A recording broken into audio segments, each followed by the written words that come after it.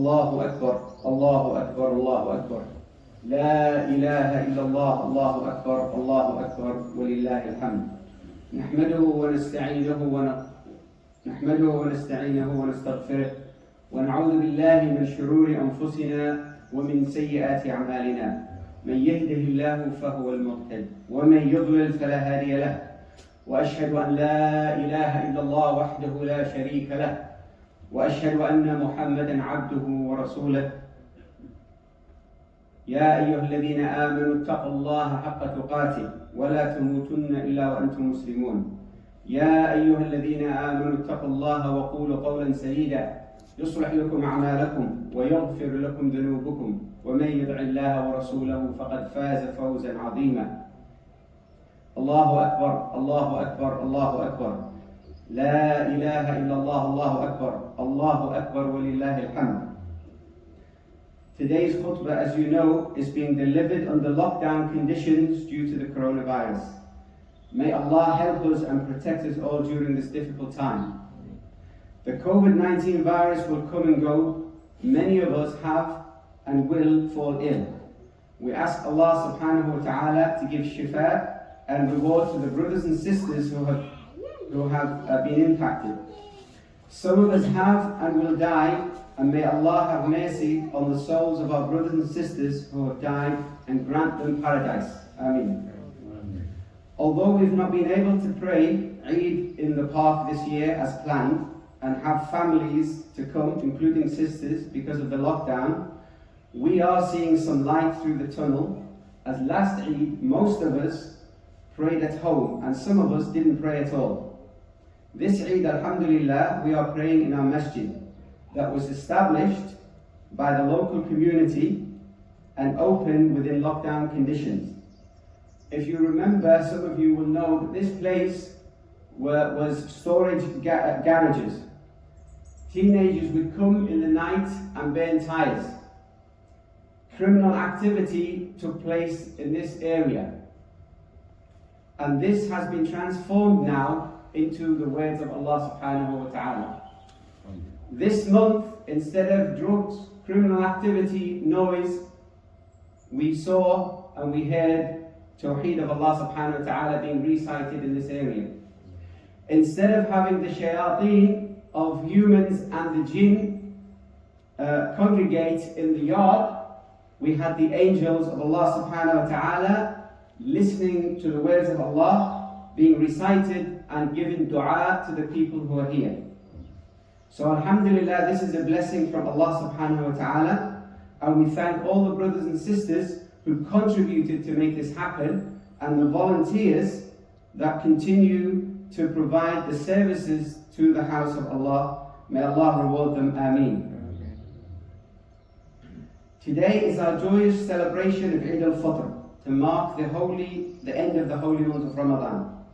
We mark this day by thanking Allah, by saying Allahu Akbar, Allahu Akbar, Allahu Akbar, La ilaha illallah, Allahu Akbar, Allahu Akbar, walillah alhamd, as directed by Allah subhanahu wa ta'ala in the Quran and in the Sunnah of the Prophet Muhammad sallallahu alayhi wa sallam. During Ramadan, we fasted for Allah, not for ourselves. We haven't stayed hungry from dawn till dusk, from dawn till Maghrib, just to lose weight. That's not the purpose of Ramadan. We fasted to show our love and obedience to Allah subhanahu wa ta'ala, to get closer to Him. We fasted not just with our stomachs, but also with our eyes and our ears, our tongues and our heart. We avoided everything that would displease Allah subhanahu wa ta'ala.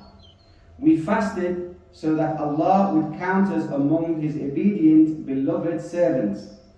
Fasting has trained us and has disciplined us.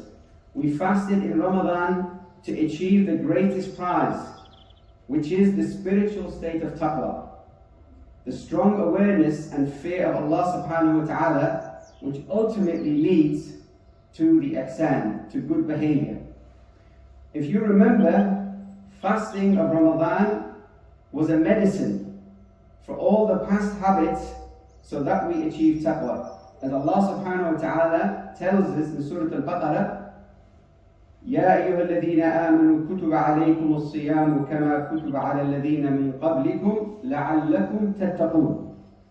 The interpretation of the meaning is, O you who believe, decreed upon you or prescribed for you is fasting as it was prescribed for those before you, so that you may gain taqwa.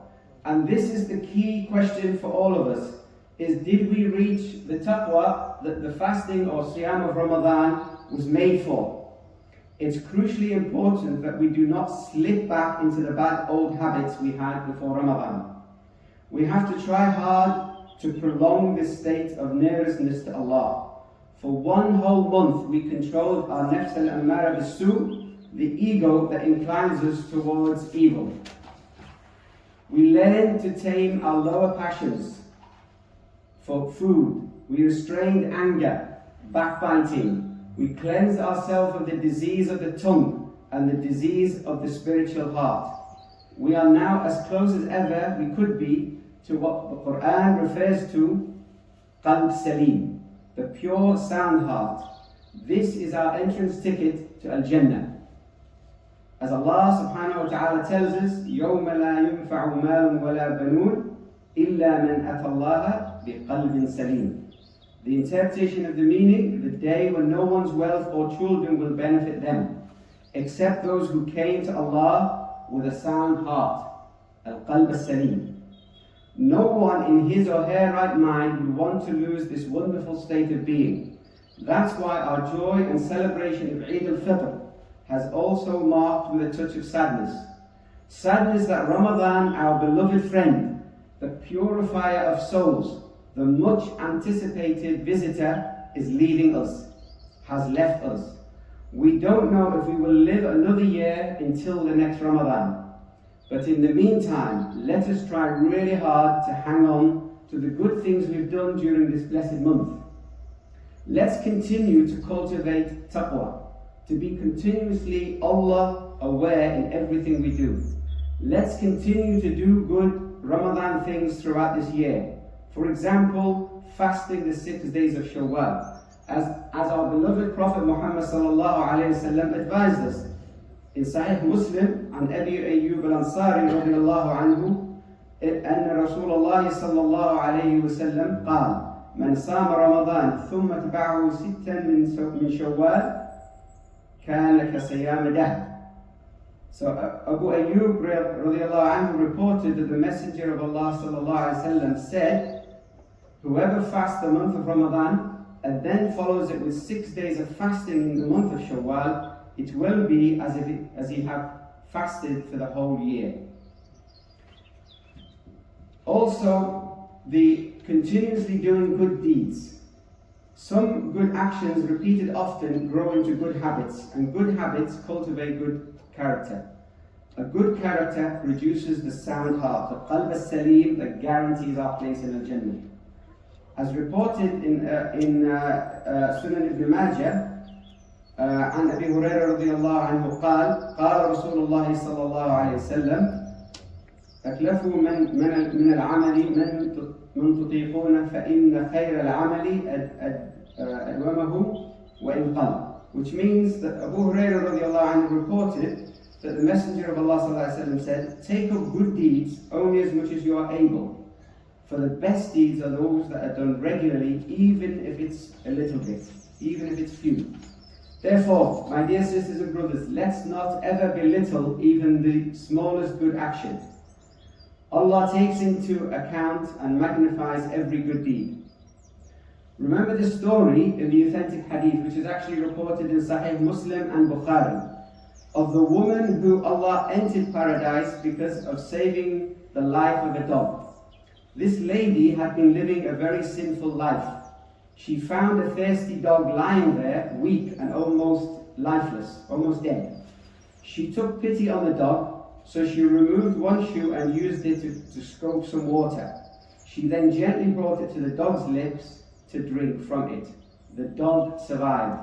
And because of that small act of charity, of sadaqah, Allah forgave her sins. Never belittle even the smallest good deed. What seems small to us may be very big in the sight of Allah subhanahu wa ta'ala. Maybe one day, one small action may open the doors of Jannah for all of us. Allahu Akbar, Allahu Akbar, Allahu Akbar. La ilaha illallah, Allahu Akbar, Allahu Akbar, walillah. أقول قولي هذا واستغفر الله العظيم فاستغفروه إنه هو الغفور.